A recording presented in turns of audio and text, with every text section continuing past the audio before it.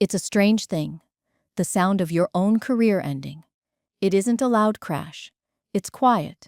It's the soft, almost inaudible click of a door swinging shut behind you. My name is Madison, and if you're watching this, it's because you've probably felt that silence too. You know what it's like to pour your life into something, only to have the people you built it for tell you that you never really understood the architecture in the first place. So stick around. Let me know. I'm not just screaming into the void here. Your story matters, and it helps to know I'm not alone in this. Because my story started with a sound, too. Not a click, but a whisper. A number on an invoice that didn't belong. The line item was buried, as they always are, under a heading called Logistical Expediting Fees. It was on an invoice from Axiom Global, our primary supplier for nearly a decade. I was a procurement officer for a mid-sized tech firm, a company called Intertech. My job was to live inside spreadsheets, to find the fat and trim it, to make sure every dollar we spent was a dollar that worked. I was good at it. I was the one who had negotiated the master service agreement with Axiom in the first place, saving the company millions over the years. I knew their billing structure better than their own accounts receivable department did, and this fee, this $78,500 for logistical expediting, was an anomaly. It was a ghost. We hadn't requested any expedited services. In fact, our last shipment from them had been 3 days late. I felt a familiar, cold prickle on the back of my neck. It's the feeling I get right before I uncover a costly error, a small fire that needs to be put out. I pulled up the past 18 months of Axiom invoices, and there it was on every single one. A different amount each time. Always an odd, specific number that defied rounding.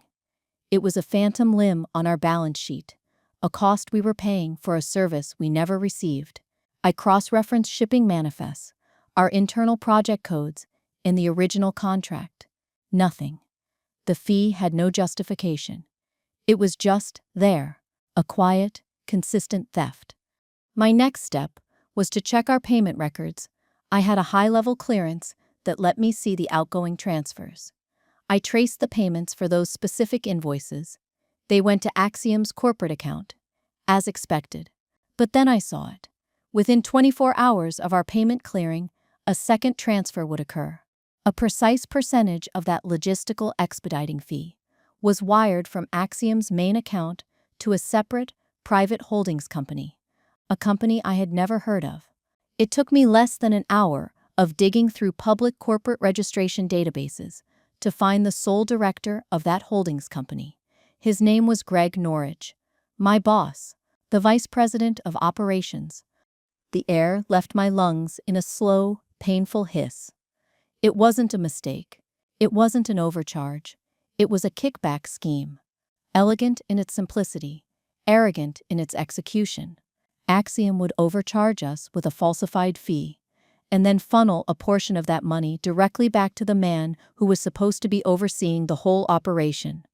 My stomach twisted. It wasn't just the fraud. It was the insult. Greg had built his reputation at Intertech on the savings from the very Axiom contract I had architected.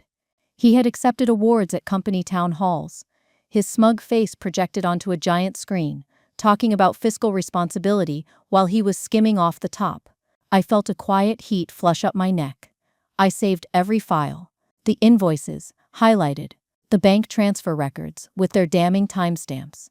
I put them into an encrypted folder on a thumb drive, a little sliver of black plastic that suddenly felt heavier than a block of lead. I requested a meeting with Greg the next morning. I walked into his glass-walled office, the one with the panoramic view of the city, and sat in the ridiculously uncomfortable designer chair he'd bought to impress visitors. He was leaning back, feet on his desk, radiating the smug satisfaction of a man who believed he was untouchable. He smiled, a wide, predatory grin. He asked what was so important that it couldn't be an email. I didn't waste time with pleasantries. I slid a single piece of paper across his polished mahogany desk. It was the most recent invoice, with the fee and the destination account of the kickback circled in red ink. I watched his face. It was a fascinating, horrifying spectacle. The smile didn't vanish, it just froze. It became a mask. The blood drained from his cheeks, leaving behind a waxy, gray pallor. His eyes, which were usually darting around with restless energy, became perfectly still. He stared at the paper as if it were a venomous snake. For a full 10 seconds, the only sound in the room was the faint hiss of the air conditioning. He finally looked up at me. The mask was gone, replaced by a cold, flat anger. He asked me what I thought I was doing. I told him I was doing my job. I told him I'd found a significant billing discrepancy and traced it to its source. I kept my voice level, professional. I was the architect, the fixer. This was a structural flaw, and I was reporting it. But this wasn't a structural flaw. This was the design. He slowly took his feet off the desk and leaned forward, his hands clasped together. The friendly boss persona evaporated, replaced by something hard and dangerous. He told me, his voice a low growl, that I didn't understand. He said that some costs weren't about logistics, they were about relationships, that the way we did business with a partner, as critical as Axiom, was a delicate ecosystem.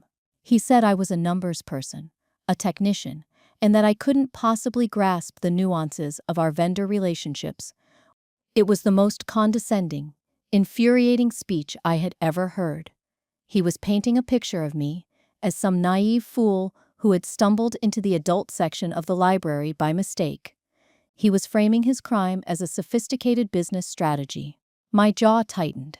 I told him that what I understood was a clear violation of our company's code of conduct, not to mention several federal laws. I told him the board needed to be made aware of this immediately. That was when he broke. The cold anger vanished, replaced by a flash of pure panic in his eyes. He stood up, knocking a stupid Newton's cradle off his desk. The metal balls clacked together once, then fell silent. He started pacing, running a hand through his perfectly styled hair. He was cornered. He tried a different tactic. He tried to bring me in.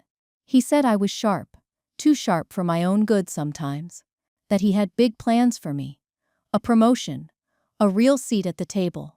He said this little discrepancy could be our shared secret, a foundation for a new, more profitable partnership between us. He was trying to bribe me with my own money.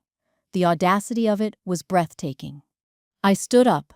I looked him dead in the eye and said, my voice as cold as ice, I'm not interested in a partnership, Greg. I'm interested in the truth. I will be escalating this. His face contorted into a snarl. The panic was gone, replaced by pure, unrestrained fury. He pointed a trembling finger at the door. He said, you don't get it, Madison. You just don't get it. This is how the world works, and you don't have a place in it anymore. You're fired. Your access is revoked. Security will escort you out. He told me I was being let go for being a poor cultural fit, for failing to understand our core vendor relationships. It was a masterpiece of corporate doublespeak, a lie so blatant it was almost admirable. He thought that would be the end of it. He thought he could just erase me. He thought I'd go quietly. He was wrong. He didn't know about the thumb drive in my pocket. He didn't know I wasn't just planning to send the evidence to our board. I was sending it to Axiom's biggest corporate rival, a company that would love to know exactly why they'd been consistently and illegally overbid for the last 5 years. He thought he was closing a door. He had no idea he had just opened a floodgate. The walk from Greg's office to my desk was the longest journey of my life. It felt like moving through water. Every face I passed, people I'd worked with for years, either turned away in a flash of feigned concentration or offered a tight, pitying smile. The news was already spreading. The corporate gossip network moves faster than light, a shockwave of whispers and instant messages.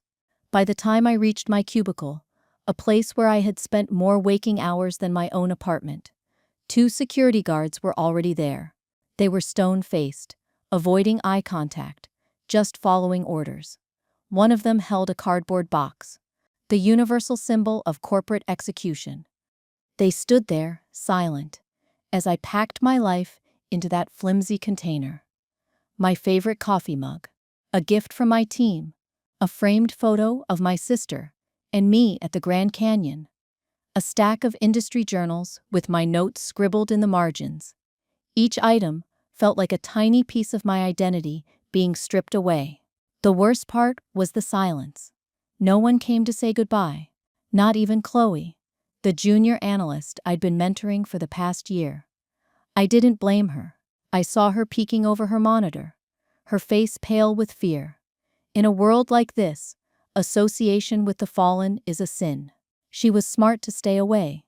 Greg had made an example of me, and the lesson was clear. Do not rock the boat. The boat is his, and he will throw you overboard without a second thought. I was escorted to the elevator, the box in my arms, the two guards flanking me like I was a criminal. The elevator doors slid shut, and in the polished steel, I saw my reflection, a woman with a blank expression, her whole professional life contained in a cardboard box. That's when the mask I had been wearing finally cracked. I made it to my car in the parking garage. The stale, gasoline-tinged air, a stark contrast to the filtered atmosphere of the office. I set the box on the passenger seat, got behind the wheel, and just sat there. The engine was off. The world outside the grimy windows of the garage was muted, and in that concrete tomb, the silence was absolute. It was in that silence that the wave finally hit me. A deep, shuddering sob escaped my lips. A sound so raw, it didn't even feel like it came from me. The professional composure, the calculated calm, it all shattered. I leaned my forehead against the steering wheel, the cheap plastic cold against my skin, and I cried. I cried for the years of work, the late nights, the weekends spent poring over contracts. I cried for the misplaced loyalty I had given to a man who saw me as nothing more than a tool to be used and discarded. It wasn't just about the job. It was a profound personal betrayal that cut deeper than any financial loss. He hadn't just fired me, he had tried to invalidate me, to rewrite my entire contribution as a misunderstanding. And then the flashbacks started, unbidden and sharp as broken glass. I remembered my first day at Intertech. 10 years ago. I was so full of nervous energy, so eager to prove myself. Greg had been the one to hire me. He'd seemed like the perfect mentor back then. Charming, intelligent, with a vision for the department. He'd said, "Madison, you're a builder. I can see it. We're going to build great things here." I had believed him. I had bought into the vision completely. I remembered the Axiom contract. It was my baby. I'd spent 6 months on it, working 80-hour weeks. I found loopholes in their standard terms, identified inefficiencies in their supply chain, and built a tiered pricing model that was revolutionary. It was the work that put me on the map within the company. At the signing dinner, Greg had stood up and given a speech. He talked about our hard work, about the team's brilliant strategy. He never once mentioned my name. I was sitting right there, at the end of the table, and he talked about my work, as if it had sprung fully formed from his own brilliant mind. I had felt a sting of resentment, but I'd swallowed it. I told myself it was about the team, that my contribution was what mattered, not the credit. What a fool I'd been. Another memory surfaced. A project review meeting about 2 years ago. We were facing a major component shortage that threatened to delay our flagship product launch. The entire executive team was panicking. Greg was sweating, fumbling through his notes, offering no solutions. I had stayed up all night, calling contacts I had cultivated in Southeast Asia, and found an alternate supplier who could fill the gap, albeit at a higher cost. I'd worked out a plan to reallocate resources from another project to cover the expense without impacting the overall budget. I presented it quietly from the side of the room. The CEO had looked at Greg and said, "Brilliant save, Greg. You really pulled a rabbit out of a hat." Greg had just nodded, a smug little smile on his face. He'd looked at me, just for a second, and in his eyes I saw not gratitude, but annoyance. The kind of annoyance a king feels when a servant solves a problem he couldn't. I wasn't an asset to him. I was a threat, a constant reminder of his own inadequacy. The weight of all those little betrayals, all those moments of stolen credit and quiet dismissals, pressed down on me. I had tolerated it. I had rationalized it. I told myself that this was just how the corporate world worked. You keep your head down, you do good work, and eventually, your value will be recognized. That was the lie I had told myself for a decade.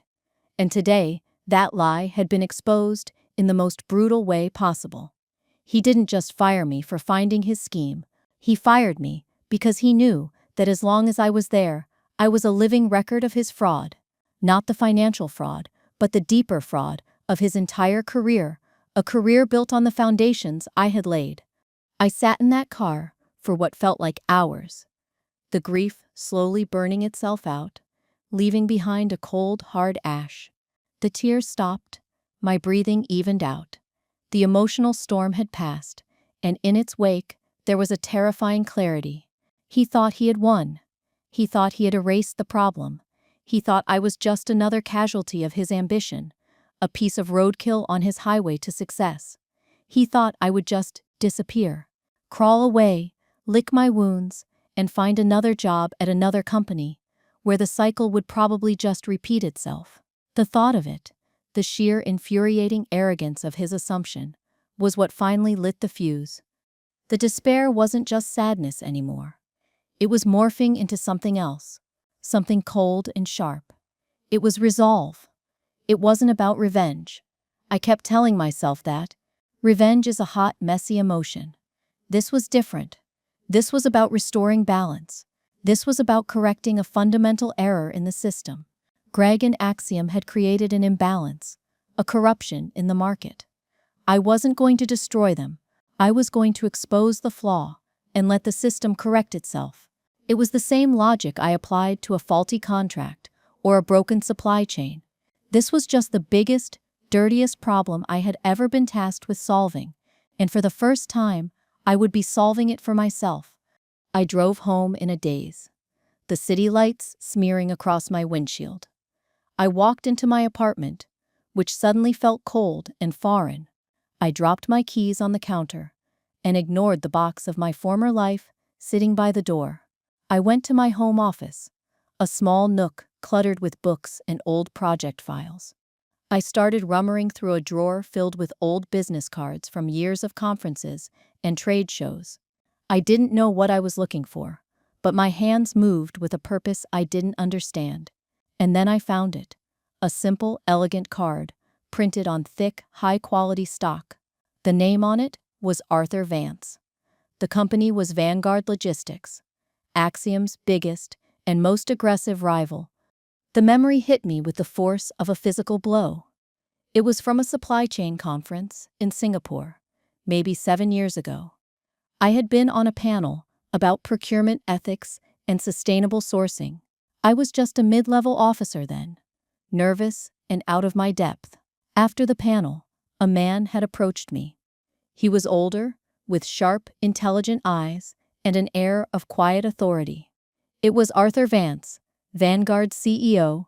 He hadn't said much. He just told me my analysis of risk mitigation in emerging markets was the most cogent argument he'd heard in a decade. He said Intertek was lucky to have me. Then he handed me his card.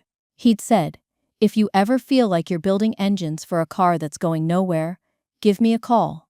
I'm always looking for real engineers." At the time, I'd been flattered, but had dismissed it. I was loyal to Intertek. I was on a path, but now, holding that card in my hand, his words echoed in my mind. Building engines for a car that's going nowhere. He had seen it. Even then, he had seen that I was a builder, trapped in a company that didn't appreciate the architecture. That card wasn't just a piece of paper. It was a catalyst. It was a dormant opportunity, a seed planted years ago, waiting for the right conditions to grow.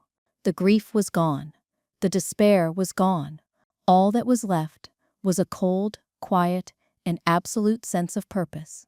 I sat down at my desk, pulled the black thumb drive from my pocket, and plugged it into my personal laptop.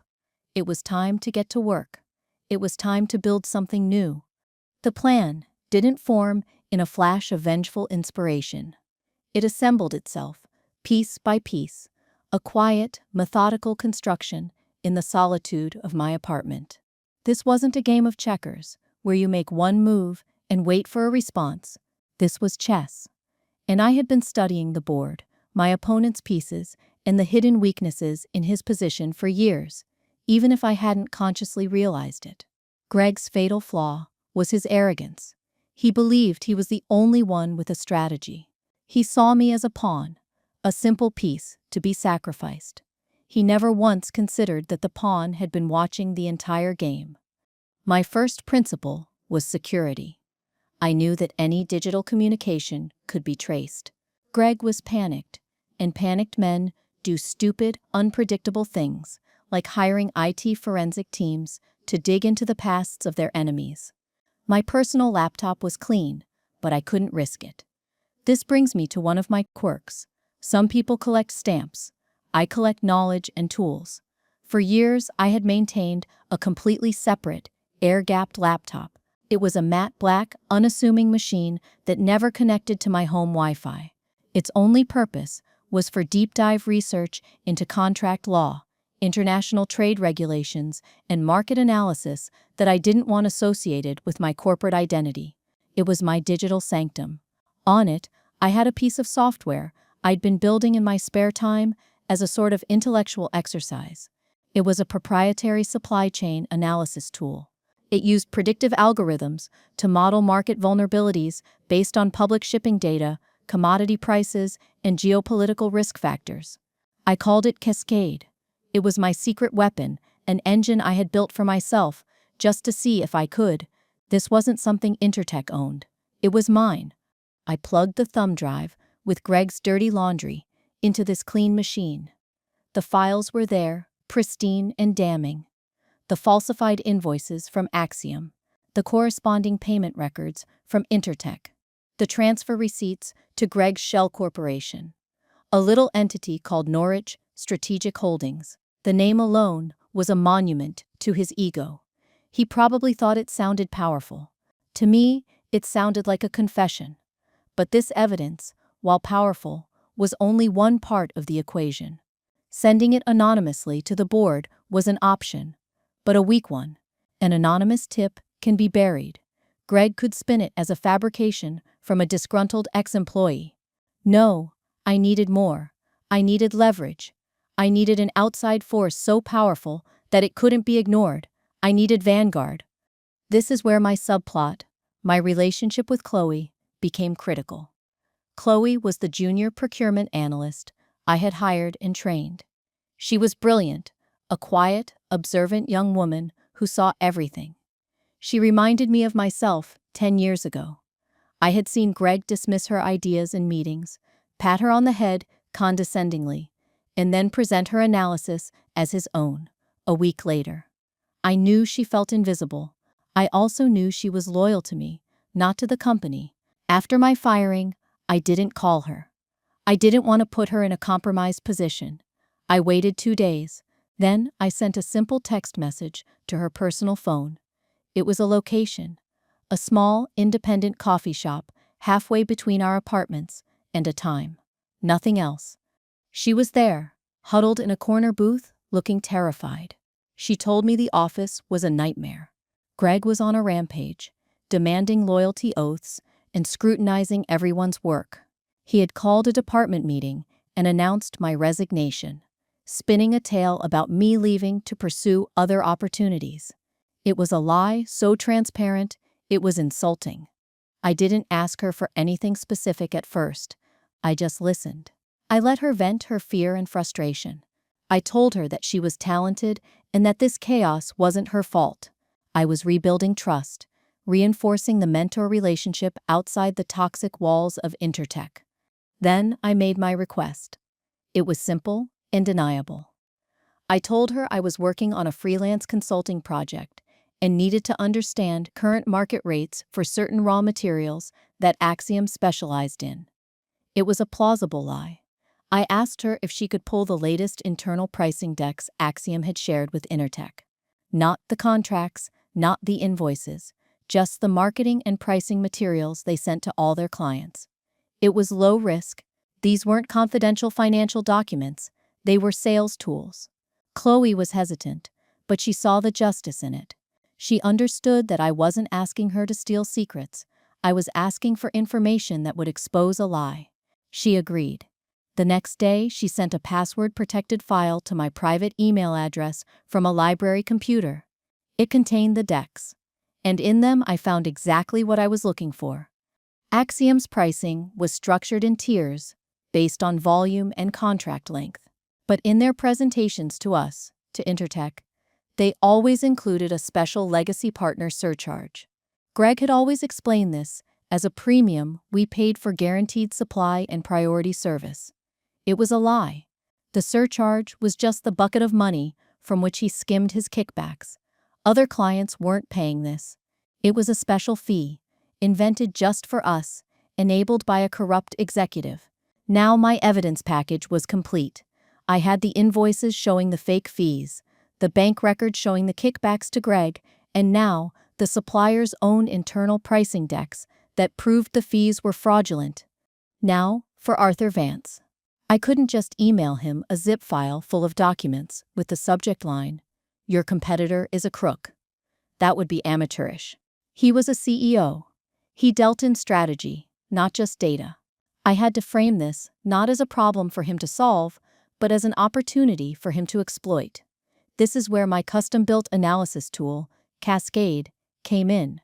I fed it all the data, Axiom's real pricing structure, which I could now extrapolate from the decks Chloe sent me, their shipping routes, their key clients, which I knew from my decade in the industry, and the hidden cost of the kickback scheme. Cascade crunched the numbers, and the output was beautiful. In its brutal efficiency, it created a model. It showed that Axiom wasn't just corrupt. They were inefficient.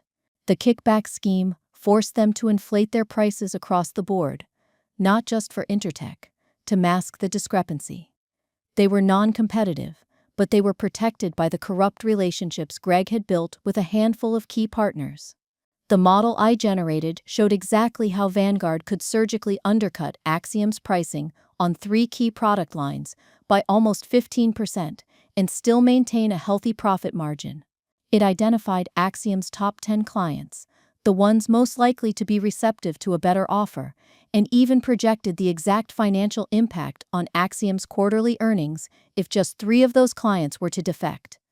This was my secret plan. I wasn't just a whistleblower. I was a strategic consultant.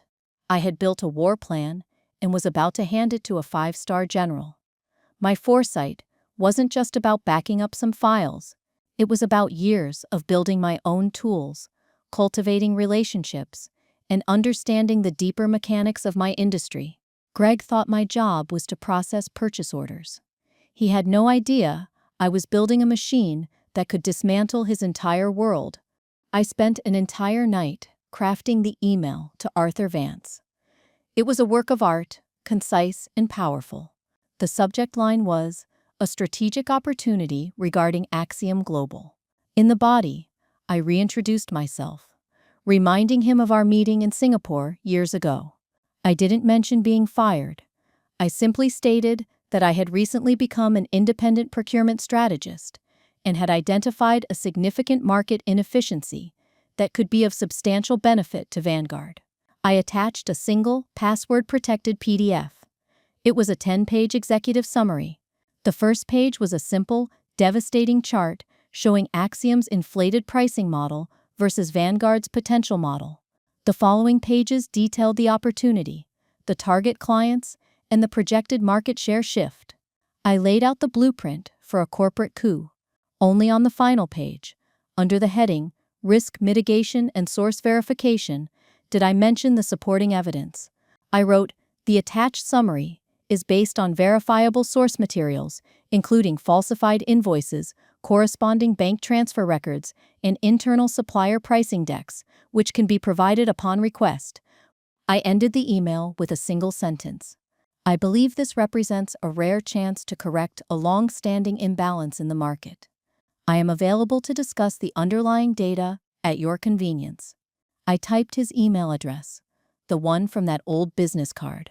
My finger hovered over the send button. This was the point of no return. The moment the arrow leaves the bow. I thought of Greg's smug face, of his condescending words.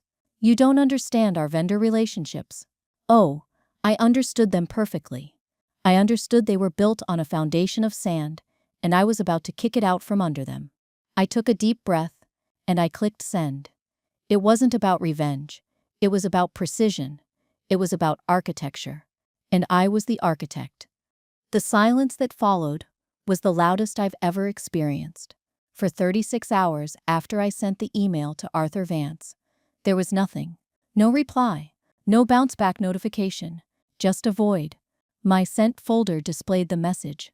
A digital testament to the biggest gamble of my life, sitting there inert and sterile. I reread the email 100 times. Was it too aggressive? Too presumptuous? Did it get caught in a spam filter? A brilliant strategic missile neutralized by a corporate firewall? The doubt began to creep in, a cold fog at the edges of my resolve. I forced myself to stick to a routine. I went for long runs, the rhythmic pounding of my feet on the pavement, a way to exercise the nervous energy. I cooked elaborate meals I had no appetite for. I was a machine, waiting for an activation code. During this time, I got another text from Chloe. Just 2 words, "He knows." My blood ran cold. I called her immediately on a secure messaging app. Her voice was a panicked whisper. She said Greg had been pulling IT logs. He was looking for any data transfers, any unusual email activity from the days leading up to my firing. He hadn't found my encrypted backup, of course, but his paranoia was escalating. He was looking for accomplices. He had called her into his office and grilled her for an hour, asking about her conversations with me, her loyalty, her work. She had held her ground, feigning ignorance and fear, but she was terrified. He was a predator, sensing a trap, lashing out at anything that moved. I told her to lay low, to do her job perfectly, to give him no reason to suspect her. I told her to be invisible. The call ended, and the weight of what I had done pressed down on me. I hadn't just put my own future on the line. I had put a trusting young woman in the path of a desperate, cornered man. Then, on the second day, at 11:03 p.m., my phone buzzed with an email notification. My heart hammered against my ribs. The sender was an address I didn't recognize, a generic string of letters and numbers. The subject line was a single word: confirmation. I opened it. The body of the email was just as sparse. It contained one sentence: "The architect has delivered the blueprints. The construction team is reviewing them. Stand by." There was no name, no signature, but I knew. It was from Arthur Vance's office. It was the signal, the silent, professional acknowledgement that my message had been received, understood, and was being acted upon. The relief was so profound, it almost buckled my knees. The machine was in motion. What happened next? I experienced through a series of fragmented reports from Chloe, my periscope into the sinking ship of Intertech. The first sign of panic came a week after I sent the documents. Chloe messaged me. "Axiom has gone dark." She said Greg had been trying to get his contact at Axiom, a senior VP named Marcus Thorne, on the phone for 2 days straight. His calls went to voicemail. His emails received automated out-of-office replies. Greg was becoming increasingly agitated, pacing his office, his voice sharp and loud enough to be heard through the glass walls. He knew something was wrong. The silence from his co-conspirator was more damning than any accusation. The first public move from Vanguard was a masterstroke of corporate warfare, so subtle that only an industry insider would understand its true significance. They didn't issue a press release. They didn't announce a new strategy. They simply updated their public-facing price lists. They dropped the price on 3 specific, high-volume component families, the very ones I had identified in my report, by an average of 14%. It was a quiet declaration of war. To the outside world, it looked like a standard competitive adjustment. To Axiom and to Greg, it was a kill shot. Vanguard was not only undercutting them, they were using a scalpel, targeting the precise areas where Axiom was most profitable and most vulnerable. Chloe described the scene in the office. The day that news broke, a junior analyst had flagged the price change in a routine market report. The report landed on Greg's desk. According to Chloe, he just stared at it for a full 5 minutes, his face turning a shade of pale she'd never seen before. Then he abruptly stood up, walked out of his office, and left the building without a word to anyone. He was gone for the rest of the day. The panic was no longer contained. It was radiating outwards, poisoning the entire department. People were whispering in corridors, speculating about a price war, about the stability of the Axiom partnership. The noise I had always hated in the office, the political chatter, the rumors, was now a symptom of the chaos I had unleashed, and I was observing it all from a position of absolute, calculated silence. The true takeover began a few days later. I received a call from an old contact, a procurement director at a major electronics manufacturer named Omnicorp. They were one of Axiom's biggest clients, one of the top targets I had listed in my report to Vanguard. The director, a woman named Sarah, got straight to the point. "Madison," she said, "what the hell is going on with Axiom? Their prices are suddenly a joke, and Vanguard is practically giving components away. We're thinking of jumping ship, but the thing is Vanguard's people are sharp, but they don't know our business the way you do. I heard you went independent. Are you taking on new clients?" My heart soared. It was happening. Exactly as I had modeled it in the Cascade program. The clients weren't just leaving Axiom. They were seeking stability. And for them, I was stability.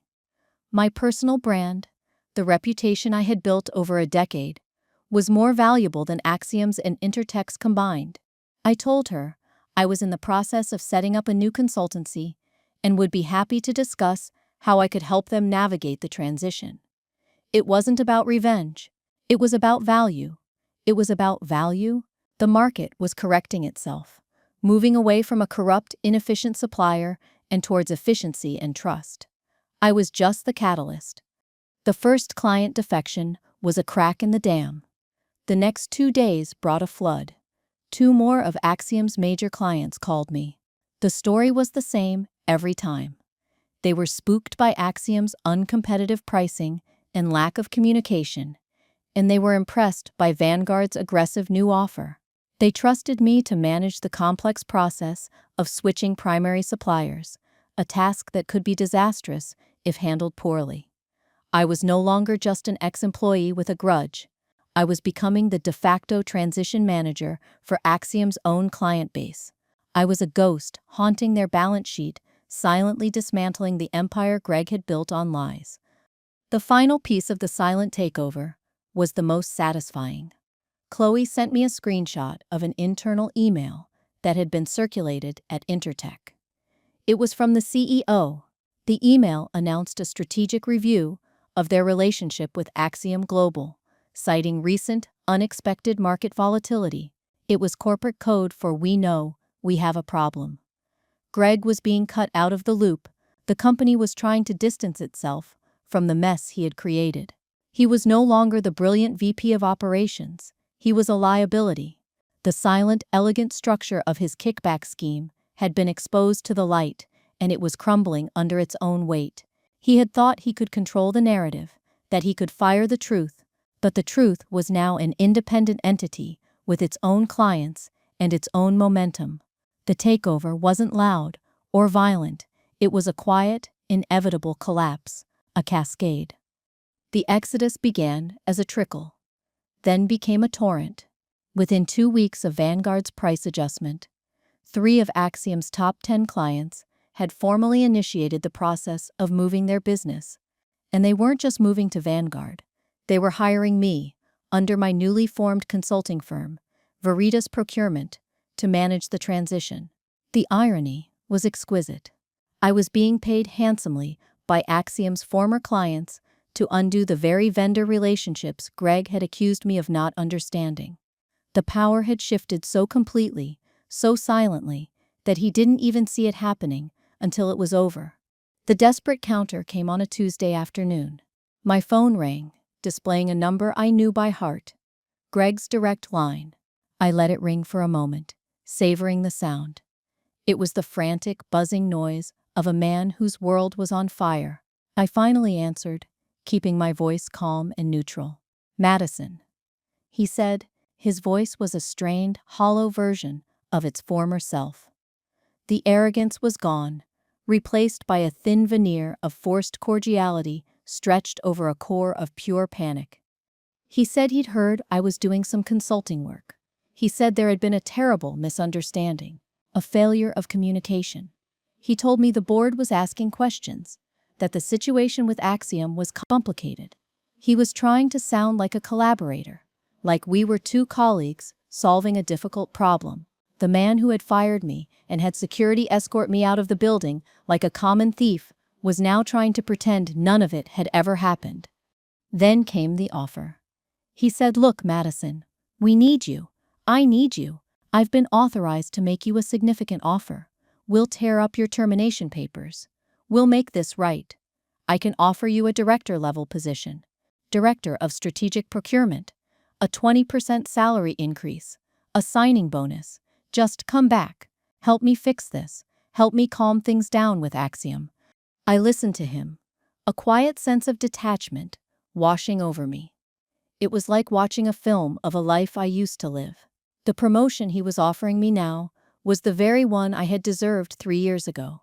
The respect he was pretending to show was a currency he had devalued through a decade of 1,000 tiny cuts. He wasn't offering me a future. He was trying to buy my silence. He was trying to put the ghost back in the machine. I let the silence hang in the air for a few seconds after he finished his desperate pitch. I could hear his strained breathing on the other end of the line. Then I said, "Greg, do you know why I named my new firm Veritas Procurement?" He was thrown by the question. He stammered, No, I don't. Veritas is the Latin word for truth," I said, my voice as cold and clear as a winter morning. "And the truth is, you didn't have a communication problem. You have a character problem. The position you're offering me is an attempt to clean up a mess of your own creation. You don't need a director of procurement. You need a crisis management team and a very good lawyer." The silence on his end was profound. I had taken his power, his condescending corporate language, and turned it back on him like a mirror. He finally found his voice, and the panic gave way to his true nature: rage. "Who do you think you are?" he snarled. "You're nothing. You're a bitter, fired employee. I'll sue you. I'll sue you for tortious interference. I'll ruin you." I almost laughed. The threats were so predictable, the flailing of a man with no moves left on the board. "I already did, Greg," I said calmly. He asked, "You already did what?" "I already spoke to a lawyer. A very good one. Several, in fact. My consulting agreements with my new clients have all been vetted. They contain specific clauses indemnifying me against any frivolous litigation from former suppliers or their partners. You see, unlike you, I understand the fine print. It wasn't about revenge. It was about being 2 steps ahead. Always." I told him I had a meeting to get to, and that he should not contact me again. Then I hung up. I blocked his number. The power shift was complete. He had been the one to set the terms of my exit, and I had just set the terms of his. The final confrontation wasn't a confrontation at all. It was a confirmation. A week after my call with Greg, I received a formal invitation to meet with Arthur Vance. He didn't summon me to Vanguard's corporate headquarters. Instead, he suggested a quiet breakfast at a private club downtown, a place of old wood, soft leather, and unspoken power. I walked in, and he was already there, sitting at a corner table with a view of the park. He stood as I approached, shaking my hand firmly. His eyes had the same sharp intelligence I remembered, but now they held a look of deep respect. He didn't waste time with small talk. He slid a folder across the table. It wasn't a job offer. It was a business proposal. Vanguard was so impressed with the efficiency and speed of the client transitions I was managing that they wanted to formalize the relationship. They were accelerating a plan to launch a new independent subsidiary focused on high-level procurement and supply chain logistics consulting. They wanted me to be its president, not an employee, a founding partner. They would provide the backing, the resources, and the infrastructure. I would provide the strategy, the leadership, and the name, my name, Veritas. He said, "Madison, you didn't just bring us an opportunity. You brought us a new business model. You proved that trust and transparency are marketable assets, more valuable than any legacy contract. We don't want to hire you, we want to invest in you." It was everything I had ever worked for, handed to me not as a reward for loyalty to someone else's vision, but as a recognition of my own. As we were finalizing the details, my phone buzzed on the table. It was a news alert from a major financial publication. The headline was stark: Intertech VP Greg Norwich fired amid internal probe into supplier practices. Axiom Global stock tumbles. I looked at the headline. Then I looked at Arthur. He just gave a small, knowing nod. "It seems the board finally read their emails," he said dryly. The system had corrected itself. Greg wasn't defeated by me in a shouting match. He was dismantled by the consequences of his own greed, a process I had simply set in motion and allowed to run its course. I walked out of that club into the bright morning sun, feeling a sense of clarity I hadn't felt in years. It wasn't triumph, it was balance. That evening, I sat at the desk in my new, still empty office. The lease was signed, the funding was secured, Veritas procurement was real. Chloe was my first hire. She had resigned from Intertech that afternoon, sending a simple, professional email and walking out with her head held high. She would be my head of analysis. I was building my own table now, and I was bringing the best people with me. My personal email pinged. It was from an address I didn't recognize. A personal account. It was Greg. The subject line was just my name. The body of the email was a single, pathetic sentence. "Why would you do this to me?" I thought for a moment about all the things I could say. I could have sent him a list of every time he'd stolen my work, every condescending remark, every broken promise. I could have sent him a spreadsheet detailing the millions he had cost his own company. But I didn't. That would have been about the past. I was focused on the future. Instead, I opened a new email. I attached a single file, the press release from Vanguard, officially announcing the launch of Veritas Procurement, with me named as president and founding partner.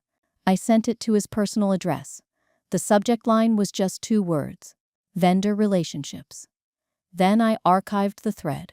It was over. I had built the engine, and now I was finally in the driver's seat. The horizon was clear. So here I am, in my own office, with my name on the door. It's not about the view, or the title, or the money.